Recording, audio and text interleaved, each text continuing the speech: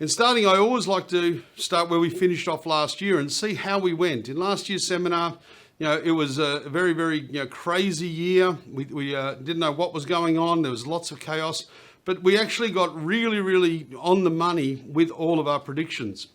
In regards to stock markets, we did think that the US market was probably overvalued and would be volatile. And the Australian market was undervalued and had the potential to outperform, and that indeed was the case.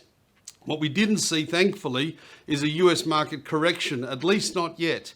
But it has been a little bit volatile, but it's still been pushing forward and growing, which to me is quite remarkable. However, as you'll see in a little while, the Australian market did outperform, and no surprise there because there was great value.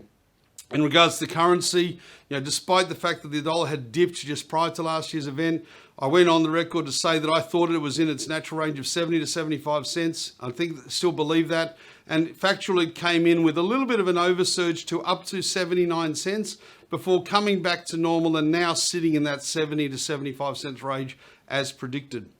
Interest rates was probably the easy one. We didn't think the RBA would put their rates up, and they didn't.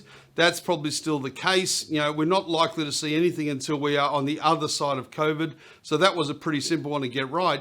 And then the Australian property market, which again, there was a fair bit of speculation, a fair bit of concern. We were very confident. We said, it was going to be a good year.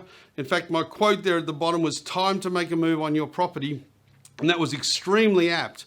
We saw double-digit growth across Australia. So wherever you bought, you would have done very, very well in the market. So congratulations if you took advantage and got your property. But we'll be discussing, is it too late later on? Should you still keep going? There's still so much more to consider in the year. So overall, can't really go much better than pretty much everything right, except for the fact we thought the US market might correct.